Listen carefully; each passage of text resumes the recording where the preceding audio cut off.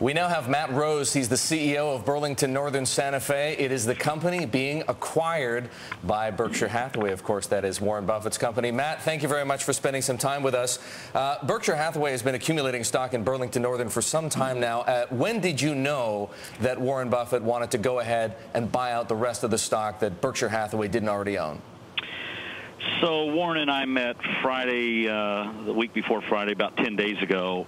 He had been down here for a board meeting. He's got 3 other companies actually in Fort Worth, and we met Friday night, spent a little time talking about the deal. And again, it was something that Warren's been an investor in our company since 2006. So we've had plenty of chances to get to know each other. And then we started the process with looking at the offer and the investment bankers and the lawyers and board meetings and all that good stuff.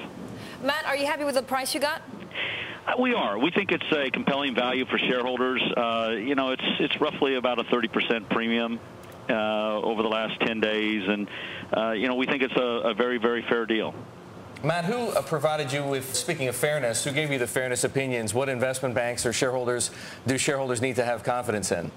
So we use 2 advisors, investment banks, Goldman and Evercore, and they worked independently, of course, and both came to the exact same conclusion. All right, let's talk about what this company is going to be like once by Berkshire Hathaway. Warren Buffett has a history of leaving CEOs in place to do their job. What have you and he discussed about the way Burlington Northern does or doesn't need to run differently going forward? So I think probably the best illustration is a story, a direction that Warren has given me through this whole thing, because I've asked him several times what's it going to be like, and he refers to asking his people who run these businesses to think about this as a family business that you're going to run for 100 years.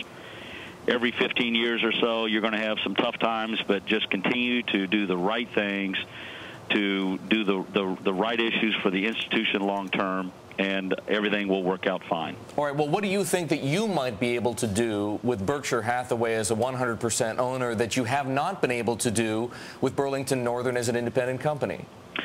Well, there's not that much structurally different. We're still going to be under the same laws that we operate under today.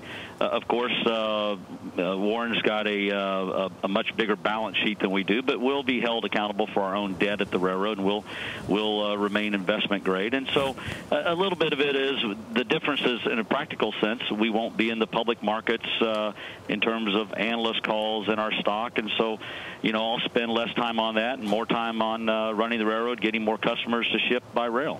Matt, have you talked with Warren Buffett about actually increasing your presence? Increasing our presence how, Sally? In terms of Burlington Northern, I mean, what is the company going to look like? Is it going to grow? Will he have enough money to actually make acquisitions? Well, I think that certainly he's looking for long-term growth, and we believe, the financial firepower to do what we need to do. The railroad industry has not done a lot of acquisitions over the last recent years. Of course, if you go back to 1980, there's been a tremendous amount of mergers and acquisitions during that period.